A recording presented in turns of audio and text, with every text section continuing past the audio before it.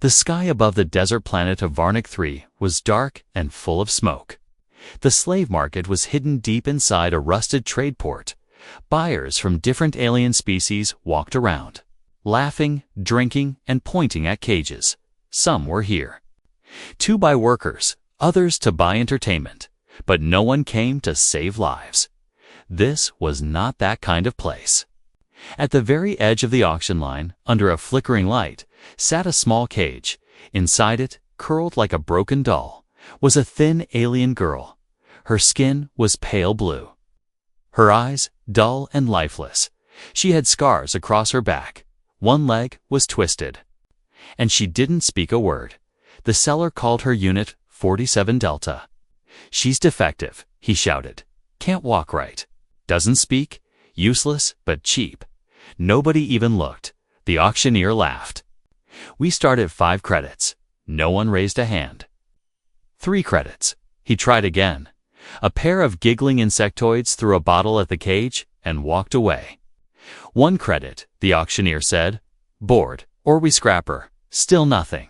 Then someone moved. A single human, standing at the back, raised his hand slowly. He was tall, wearing a worn black jacket and dust-covered boots. He said nothing, just pointed. The crowd turned to stare. The seller looked confused. "You want her?" The human nodded. 1 credit, the seller repeated. Then quickly typed something into his datapad. "Sold." The cage opened with a hiss. But the girl didn't move. The seller kicked the cage. "Get up. Trash." Still nothing. The human stepped forward, crouched near her, and gently said, "Can you walk?" The girl looked at him with wide, empty eyes.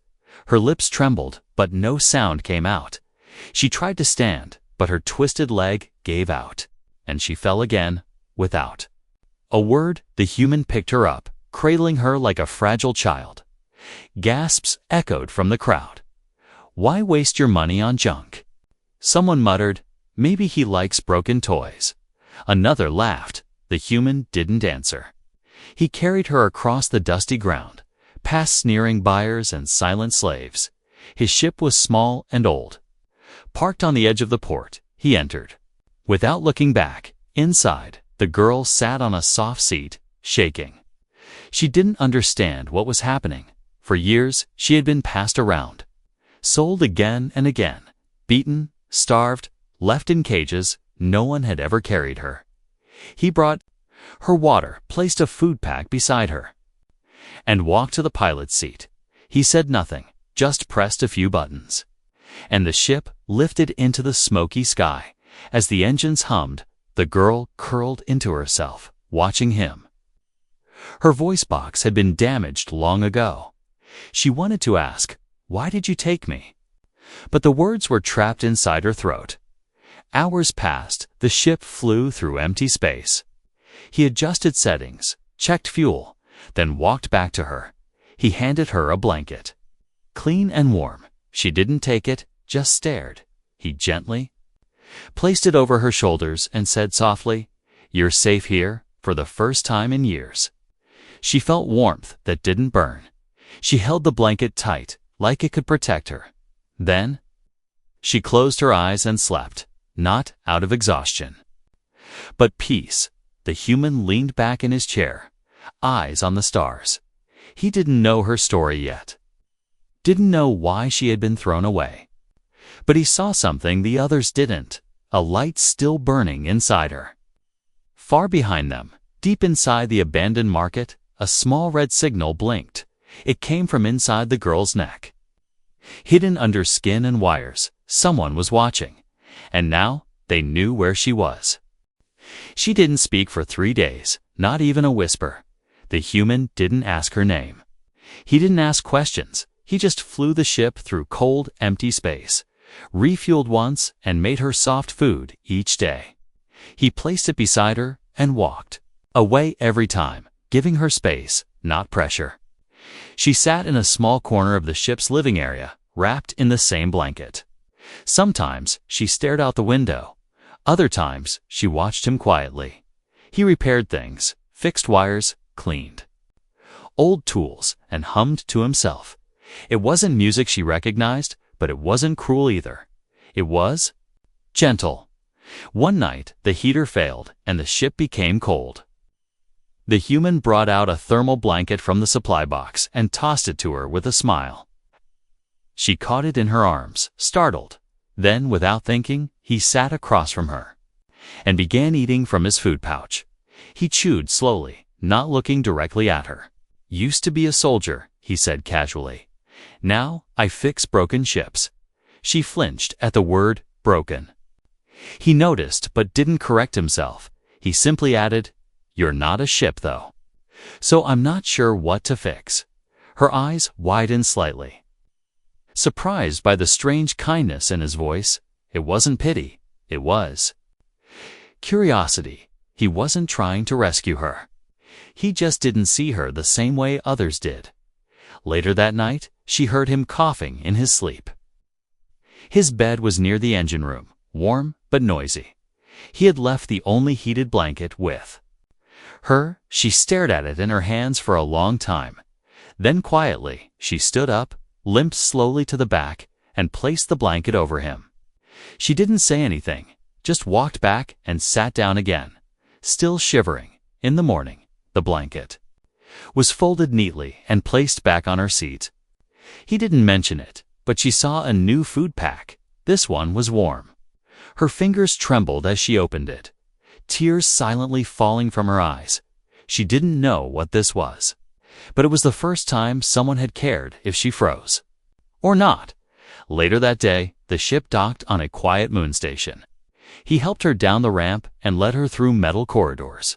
No one stared at her. No one called her names. The place was small, full of old machines and dust. He pushed open a door with a creaking sound, revealing a repair lab with scattered tools and humming equipment. "Friend of mine runs this place," he said, "owes me a favor." A large insectoid alien came out from behind a machine, his voice sharp and annoyed. "What is that thing doing here?" he asked, pointing at her. The human's tone became cold. "She's with me," the insectoid hissed. "She's defective, man. You bringing trash into my lab now?" The girl looked down, shame rising in her chest, but the human stepped between them. "I need her scanned, and that tracker out." The insectoid blinked. "You serious? This junk isn't worth it." The human didn't blink, didn't smile, just stared. The alien gave in and turned toward his tools, grumbling, "Fine, but it's on your head." She sat in the chair, shaking as strange lights scanned her neck. The tracker was small, deep under her skin, wrapped in scar tissue. Whoever put this in wanted to keep her forever. The mechanic said, "Cheap model though."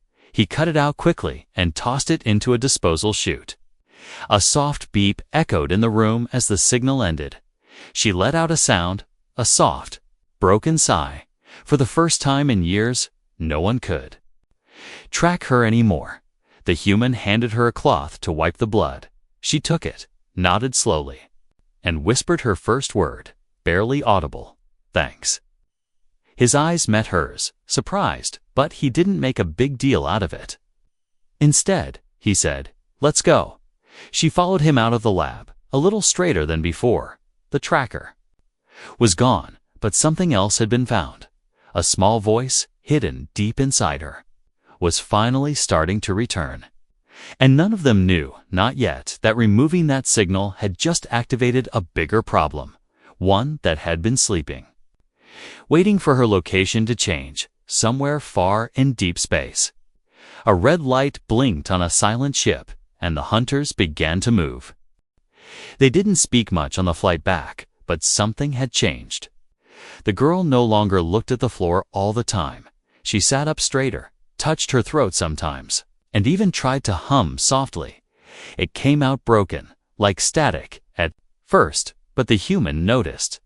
He smiled once, just a small one, and said, "We can fix that too."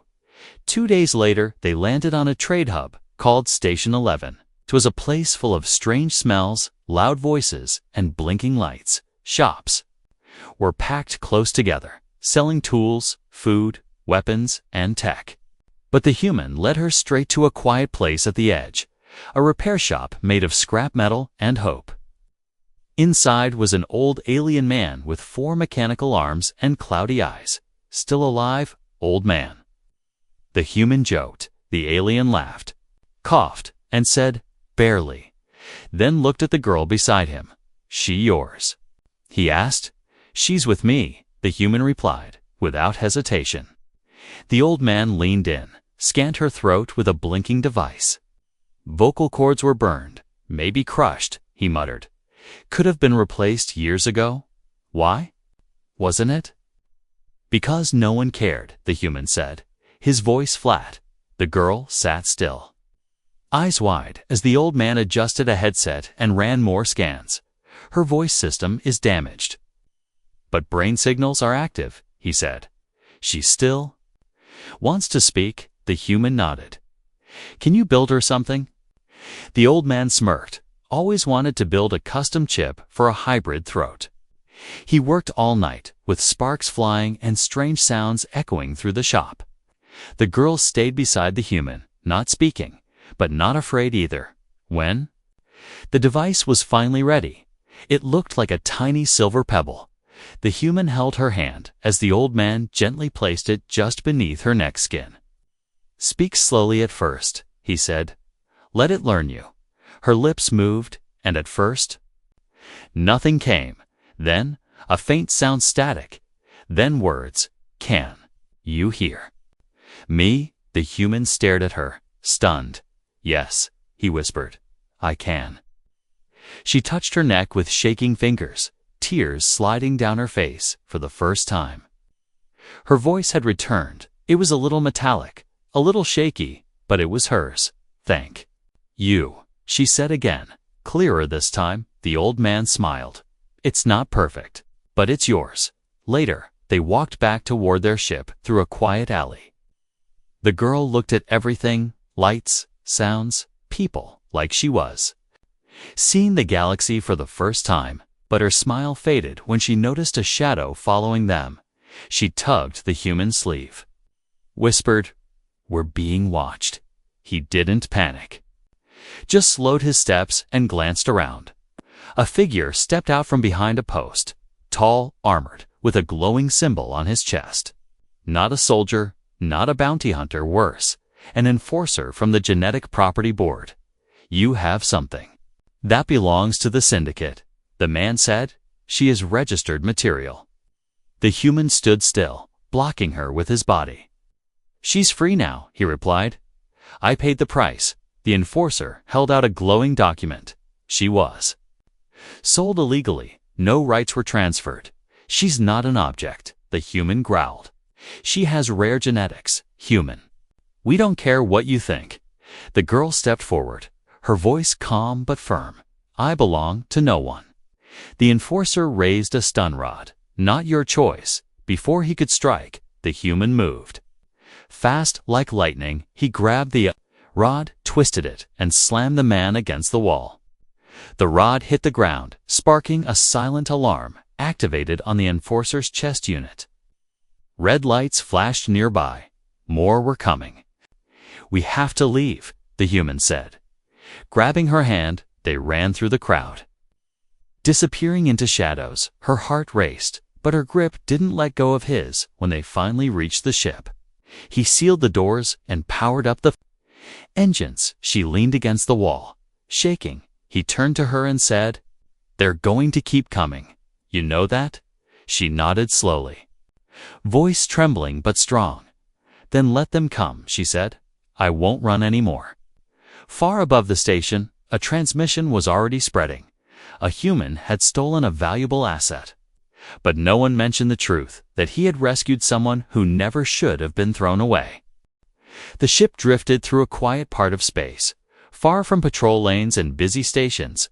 Inside, the girl sat by the main window, watching stars pass like gentle fireflies. She still didn't speak much, but her voice was growing stronger each day. She practiced soft words, repeated phrases. Learn to laugh again, a sound so new it surprised even her. The human fixed the engines, cooked basic meals, and checked the radar every hour. Something was coming, and they both knew it. She had started to ask questions now, one at a time. Why did you buy me? She asked one evening, her voice soft but steady. He looked at her, paused, and answered. Because no one else saw you, she blinked, unsure how to reply. No one had ever said that before. 3 days later, their radar picked up a signal. Fast, sharp, and too close. He frowned, checked the readings, then said 2 words. They found us. Her hands curled into fists, her body tense. A syndicate ship was closing in. Armed and marked for extraction, the human didn't waste time. He activated the ship's stealth module, dropped into a gas cloud. For a few hours, they stayed hidden, breathing quietly in the dark. Then, something scraped the hull, a boarding hook. They were coming in. She looked at him, fear returning to her face. He grabbed a pulse rifle from the locker and handed her a smaller blaster. You remember how to shoot? He asked. She nodded, but her hand trembled. He leaned in closer, eyes calm. You don't have to be perfect. You just have to not give up. The airlock burst open, smoke pouring in. Figures stepped through, 2 syndicate soldiers, faceless. And cold, returned the girl. And no one dies, one of them said. She stood behind the human, her voice shaking. Please, don't let them take me. The moment froze. Those words filled with pain, fear, and trust hit him harder than any weapon. He moved without thinking, firing 2 quick shots. The first soldier fell instantly. The second fired back, striking the wall near the girl. She screamed, dropped low, then fired her blaster blindly. By pure instinct, her shot hit the soldier's leg. The human followed up with a stun shot, and the intruder collapsed, breathing heavy. He turned to her. She was sitting on the floor, her hands shaking, eyes wide, but she had done it. She fought back. She didn't freeze, didn't give up. He crouched beside her, placed a hand on her shoulder. You okay? She nodded slowly, tears welling up. I was scared. I was too, he whispered. But we're still here. They dragged the unconscious soldiers into a pod and launched them toward the nearest lawless station. Then he checked. The damage small, manageable, but they couldn't stay there anymore. Where will we go? She asked as the engines started again. He looked at the star map, then at her. Someplace new, he said. Somewhere they won't call you broken. That night, she didn't sleep on the floor. She curled up on the couch in the main room, holding the same blanket from before, and when the human walked by, she whispered something he almost missed. Thank you for fighting for me. He paused, then replied without looking back, anytime but deep in syndicate space. A high-ranking official stared at a red holoscreen. The girl was not just property. Her genetics were part of a failed royal experiment. And now she was with a human, unpredictable, dangerous. The official tapped a button. Send the prime hunter, he said. If they won't give her back, we'll take her by force. They landed on a quiet forest planet called Virel, where the sky was always silver and the trees hummed when the wind blew. It wasn't part of any major trade route, and most maps didn't even list it.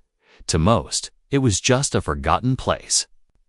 But to the human, it was the only safe place he could think of. He had friends here. People who didn't ask questions. They stayed in a small cabin made of stone and metal. Hidden near a waterfall, each day, the girl walked a little farther. Her limp improving, the human had given her a small tool set, and she spent hours taking apart old scrap machines. Curious and focused, he watched her quietly, letting her work, letting her heal in her own time. One morning, she found a small mirror in a drawer and looked at her reflection for a long time. She touched the scars on her neck, the lines across her cheeks. Then she turned to him and asked, "Do I look ugly to you?" He looked confused for a moment, then said, "No." She didn't believe him at first. But he wasn't smiling or joking. He meant it. Later that day, she stood beside the waterfall and told him everything. Her voice still cracked sometimes, but she didn't stop.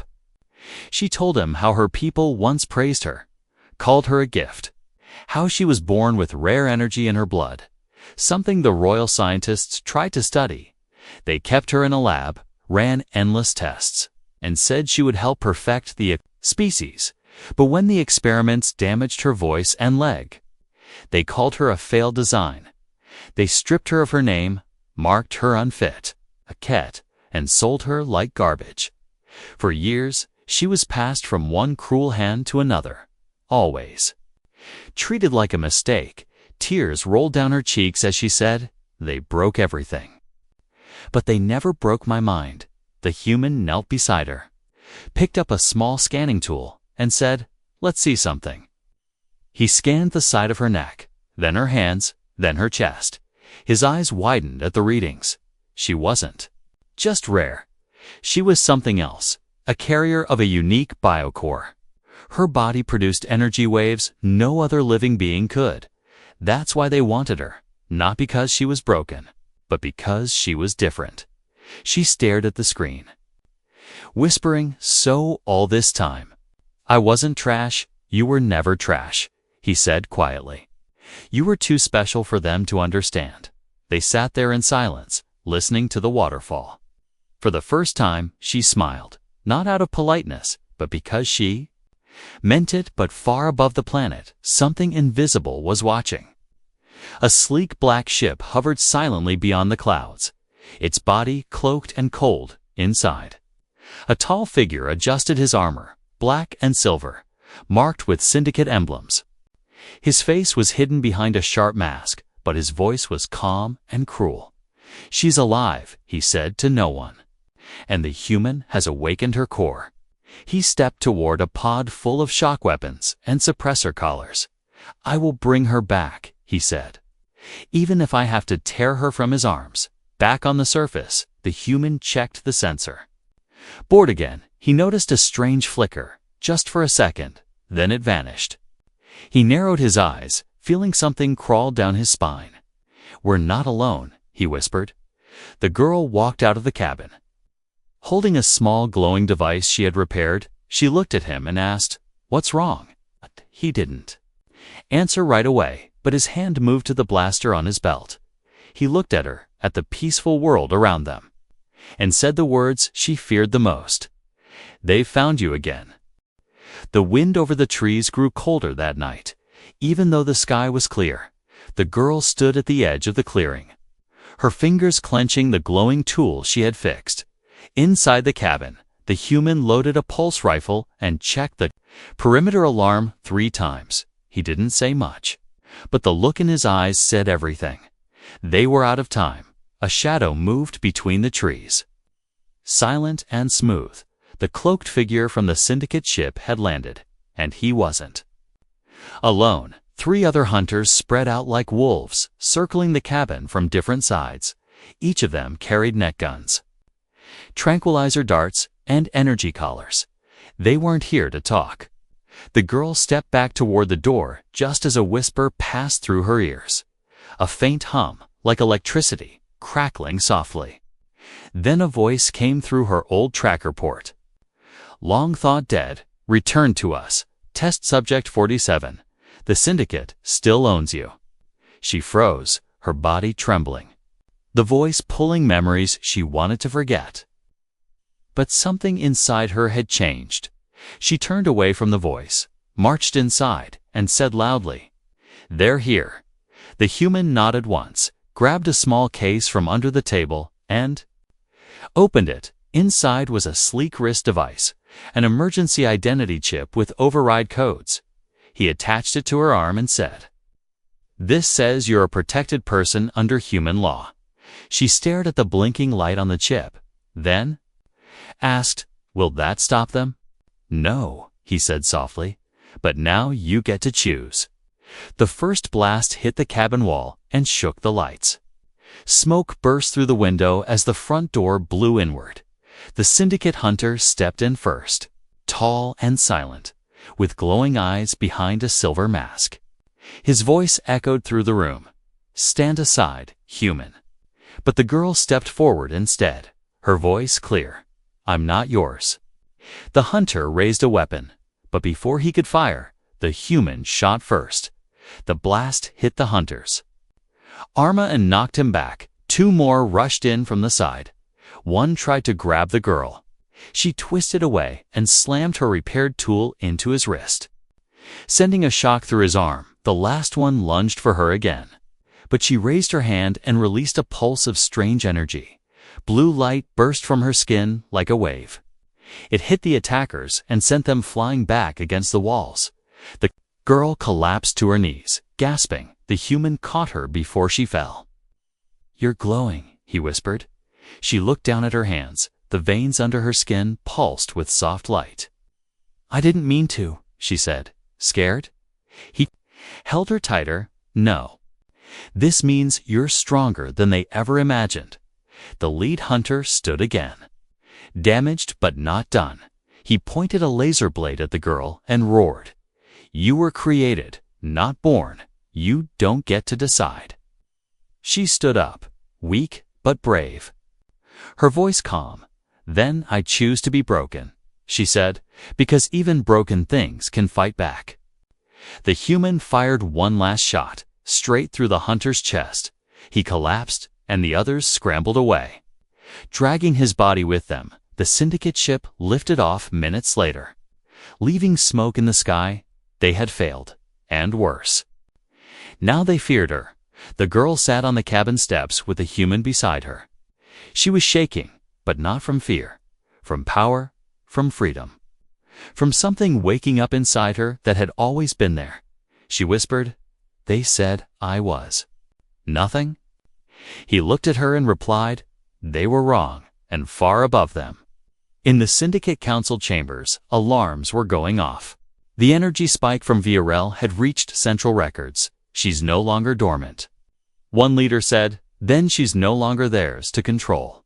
Another replied, "The cabin on VRL was gone now, burned during the fight." But the girl didn't look back. She stood beside the human on a new ship, smaller, faster, built for long travel. She was no longer hiding, no longer afraid. She wore simple clothes, carried a tool belt, and walked without a limp. Her voice was steady now, clear and strong. She spoke with confidence, even when she didn't know the words. He had taught her languages, how to pilot the ship, how to survive. But most of all, he taught her that being different wasn't a weakness. They didn't run anymore. Now they searched for others like her, the discarded, the forgotten, the broken. At each station they stopped at, she would listen carefully. If someone cried in the shadows, she was the one who heard first. She knew what silence meant, what it felt like to be unwanted. One day, they found a damaged pod floating near. A junk moon. Inside was a small alien girl, younger than she had been when she was sold. She was scared, her skin bruised, her eyes wide. The girl knelt beside her and whispered, "You're safe now." Later that night, as the child slept inside a warm bed, the girl stood at the window. The stars stretched out forever, endless and silent. The human stepped beside her. Quiet as always, she said, "Do you think we'll ever stop running into pain?" He looked at her and said, "No," then added, "But we can change where the pain leads." She smiled, the kind that carried both sorrow and strength. For a long time, she believed she was worthless, broken beyond repair. But now, children called her captain, survivors called her hope. She was no longer just someone saved. She had become the one who saves others. Across the galaxy, rumors spread of a human man with eyes like storms and a soft voice, and beside him, a pale blue girl with glowing hands who once had no voice at all. Together, they fought the Syndicate in ways no army ever could, by healing what was broken, by making the forgotten feel like they mattered again. One day, in a quiet refugee village, a young boy asked her, "Is it true they sold you for 1 credit?" She nodded slowly, then smiled and said, Yes, but now I'm worth 1,000 stars. And high above them, in the dark halls of Syndicate Command, fear had replaced greed. Because the girl they discarded had become something they couldn't. Control, not a weapon, not a project, not a thing, but a voice, a leader, and a spark that lit hearts wherever she walked. She was once sold for nothing. Now, the galaxy knew her worth.